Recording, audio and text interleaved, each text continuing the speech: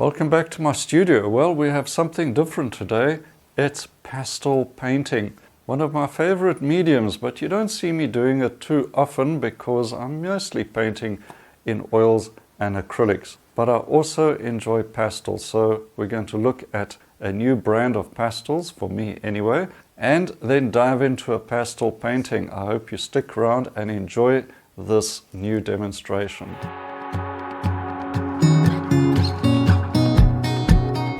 Okay, pastel paintings. Have you tried it? Have you tried using pastels? Are you not sure what kind to use? Well, I like to use pastels occasionally, and for me it is soft pastels. I don't really use the oil pastels, so this video is all about soft pastels. And I'm trying out a brand that I haven't used before.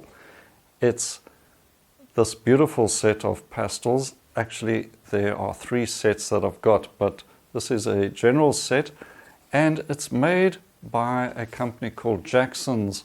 Jackson's may be familiar to you, especially if you're in the UK, as a art supply store. They also have their in-house brands as well, and these soft pastels are one of those.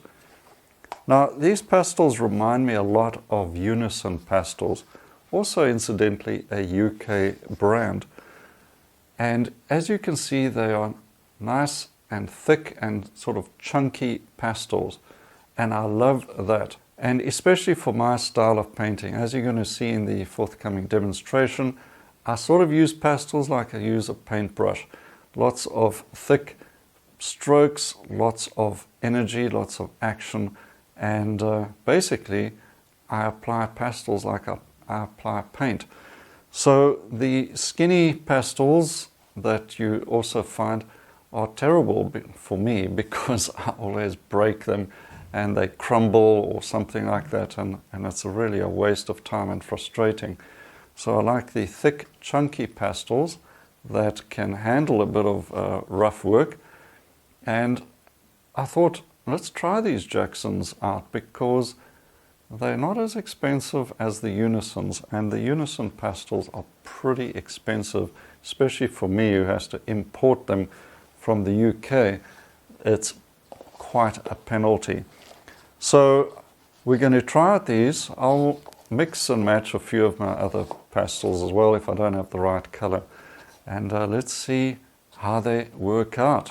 First, let's get to know the pastels. This is the starter set, a general set of colors, as you can see, covering the primaries and a few grays as well, and goes on nicely and vibrant. As you can see, really strong. This is one of the things with pastels, of course. It's basically just pure pigment held together with a binder.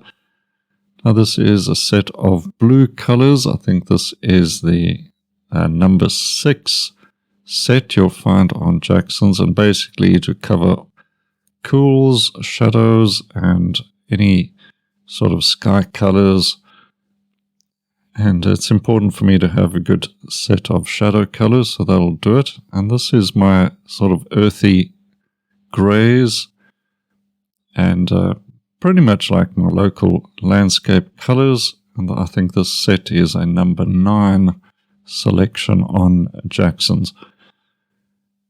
And these colors will pretty much cover this type of landscape. You've got the earthy tones, you've got the brights, and sort of cool atmospheric colors.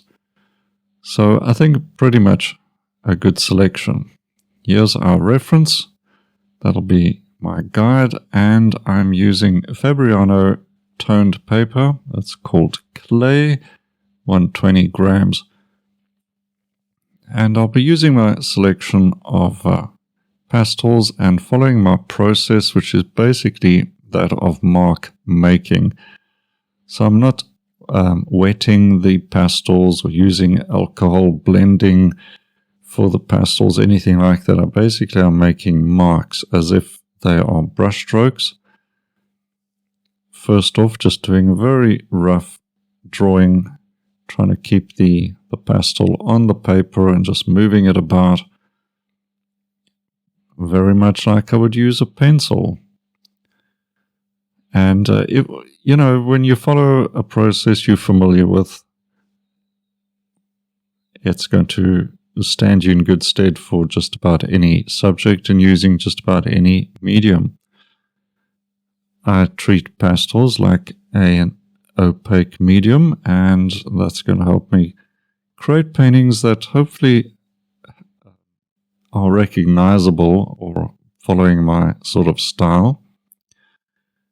Here I'm using a light blue, and you can see I'm leaving these gaps between these strokes, and that's to leave some paper available for another color, because I'm following an impressionist approach, and this is a broken color approach where I'm adding different colors into the space, in this case the sky that I'm painting, and using a series of marks, whether they're diagonals or overlapping or cross-hatching, following that general trend or process of drawing. And now we've got a sky coming into shape there with different colors and getting an effect that I would with a brush. There's a bit of mountain in the background that I'm going to bring in and mostly use cool blue colors to suggest that mountain, getting some atmospheric perspective, of course. But I am experimenting. This is, of course, the first time I'm trying out these Jackson pastels. So I'm trying out a few of the colors as well. And there's a bit of sunlight on that distant mountain, so I'm going to try some of these more atmospheric earth tones. I feel that was just a little too warm, and now I'm going to try and cool those down. Also bringing the color into other areas of the painting. Just making marks very quickly, almost intuitively, I hope. But invariably there's going to be a bit of correction. If you leave a bit of space between the brush strokes, or if you leave a bit of space between the pastel strokes, you can fill up other colors, and hopefully you can save any glaring errors with your color choices. This is a very nice sort of yellowy, so almost a Naples yellow for that hillside that's a bit closer. Bringing in some ochre colors. The thing with pastels, of course, is you're not really mixing color like you would do with paint. You've got to pick the color, put it down, and hopefully get your right value and color temperature. So every color mix is already created in a pastel. You just have to get the right one.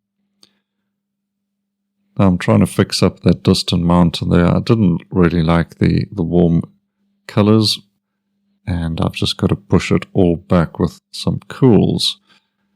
Using a cobalt blue now. Very powerful color, and it really sings with these pastels. Bringing it into a few of these shadows that'll run across the road. Very rough, just leaving lots of room to bring in other colors and develop the painting. I don't want it to tighten up too quickly.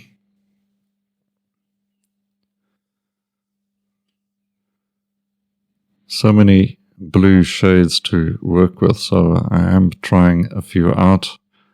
Cooler blues and lighter blues. Now picking up this dark green and starting to lay out the shape of the tree, overhanging tree.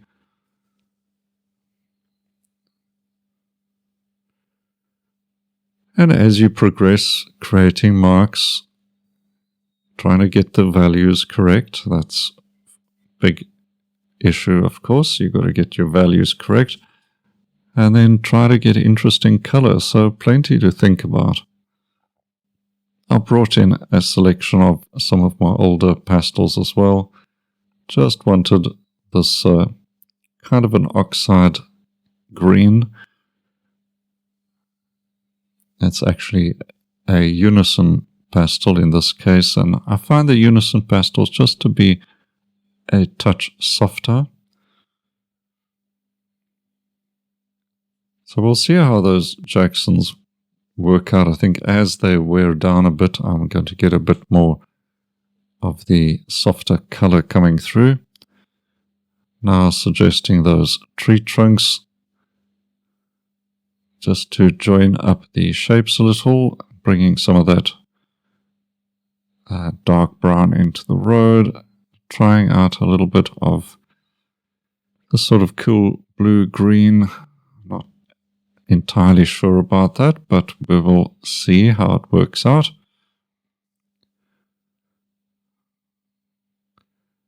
Now with this overhanging tree, it looks very dark in the reference, but I need to do more with it than just create one flat dark shape.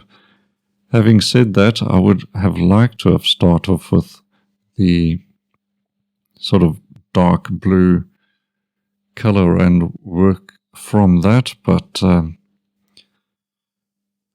I've just thought of that now. So try to follow a process that is similar to your oil painting approach. Get those big dark shapes in. There's a bit of light coming through between the bushes and the trees, trying out a green there, but it is a little too cool, so I'm bringing the yellow back. I don't exactly have the yellow-green color that I'm looking for. Yeah, I'm just using sort of a lemon yellow and pushing it over those cool greens, getting a bit more of the yellow-green I'm after, but it's not ideal. There are colors that I use a lot, and yellow-green is one of them. Of course, I mix that with paint very easily with lemon yellow and a touch of blue. But with pastels, I need to find the right color. But we improvise. A bit of cobalt blue and lavender blue. Fortunately, I have lots of pastels to cover those colors. A little bit of rim lighting with the yellow. Working the entire painting as I usually do, going from one side to another. Bringing the same color here or there into the surface so I get more of a harmony of colors.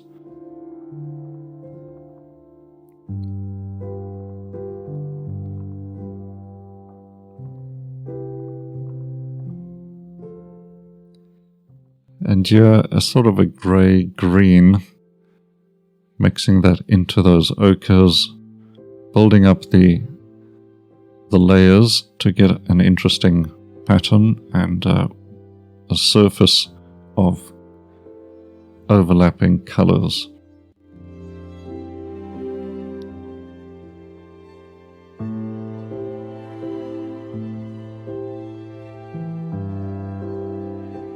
So also with pastels, I'm not treating it as a drawing medium.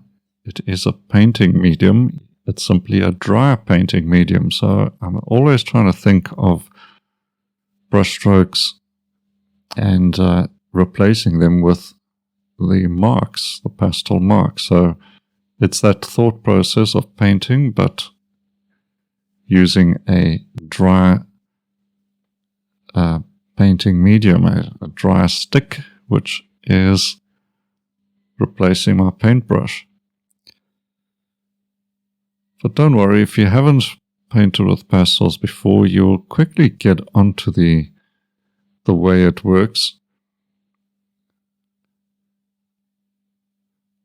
I like to try to create a bit of energy with the marks that I'm making, so they're fairly directional and also relatively strong. I'm not blending any of the colors. Occasionally I may push a color around with my finger or something like that, but almost for the most part I am simply making marks and putting one color next to another or overlapping a color to get the broken color or painterly effects I'm after. Always comes down to light though, so think in terms of lights and darks and warms and cools, and then try to get the correct color. Sometimes you overdo it and you can't bring in any more color. The paper won't accept any more color, and that is unfortunate, and it's very hard to rectify. Yeah, in the foreground I'm going to try to get really strong directional lines as well. This beautiful cobalt blue. And now some violet. Slightly warmer violet this, so it is coming up to us in the foreground. I'm going to throw a few of those colors around into the trees for a bit of harmony, and adding some in the mountain. Yeah, maybe just a touch warm for that mountain. I'll definitely look at that again. Some diagonal lines for that hill. And it also helps to direct the eye to the focal point, which is sort of on that left rule of thirds, where the road meets the trees. Okay, some progress is definitely being made here. I'm happy with the sky, the middle hill, the mountain. I'll have to revisit that. These trees I have filled with so much color, it's actually difficult to bring in more color, but the trees are not completed. So that's a little bit of a challenge lying ahead. A few stronger color notes of orange just to bounce off all those blues.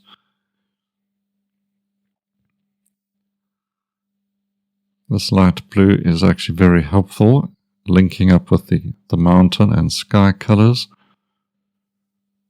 Also helping to create an interesting shadow, and also these directional lines in the foreground. Yeah, I've got the pastel on its side as well to create thicker strokes.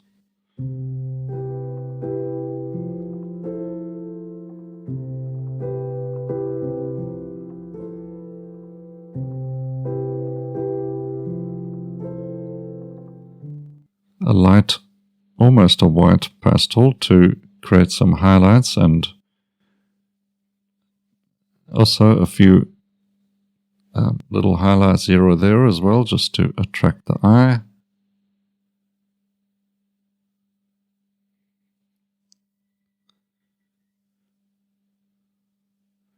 Some shadows for the trees, keeping an eye on the direction of the light coming from left to right. Just need to complete the foreground now and bring a few notes of interest into the trees. This area of the trees I have a bit of an overworked situation, and I'm trying to just cool those colors down.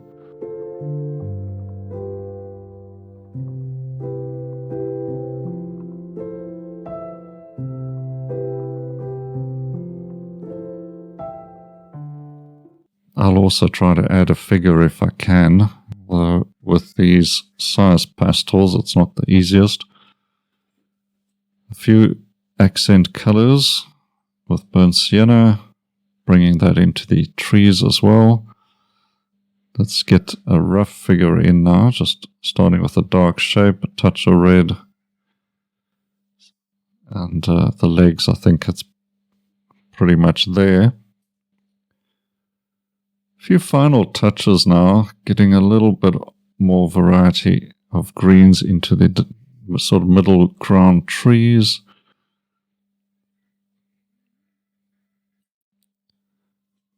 Looking for accent colors, looking for something to bring the painting to life, although I think there's quite a lot going on. So let's get the tape off. And I'll stand back and I'll have a look, and yes, that mountain's got to be resolved. Made cooler and simplified with blue. Getting rid of some of that warm purple which is coming forward and is just too strong. A little more blue for the shadows. Blue-violet.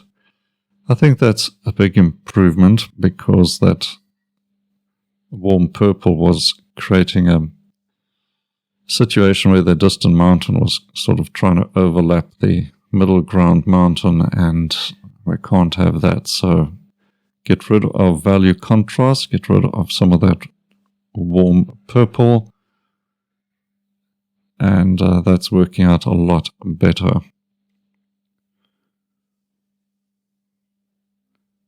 Trying to follow the sort of contours of the mountain with the pastel as well, having the lines help to create the shape and volume. Bring that tree forward with a few highlights, and that's it. Well, I hope you found that demonstration interesting, and maybe it's inspired you to try out some pastel painting, or get that box of pastels at the back of the cupboard and have a go with your own painting. Now, what about Jackson's Pastels? How do they compare to Unison? Well, first of all, I think Unison is one of those top pastel brands, and I don't think Jackson's is trying to dethrone Unison, but it does give an excellent alternative that costs a little less, but also is going to give you a beautiful painting experience. They are vibrant. I don't think quite as soft as the Unison. The Unison really does just seem to go on so smoothly. But maybe the Jacksons are going to wear down a bit and give me that effect. It's only my first painting with the Jackson's Pastels. I think they really are excellent. I'm looking forward to more paintings with them, and I think that they will settle in and provide an even better painting experience. So check them out if you are looking for something that is similar, that good sort of chunky pastel that you can use quite vigorously. Now don't forget, I've got a free painting course for you up here, or there's a link in the description, and you can also join me each month if you want to for a live painting tutorial and critiques and downloads and all sorts of good stuff. If you join my Artist Live channel, it's a membership service, and I think you'll get a lot of value out of it. So have a look at that when you're visiting my art school as well. Well, don't forget to subscribe. There's more videos coming on a regular basis, so you don't want to miss those. And finally, enjoy your painting. And until next time, cheers for now.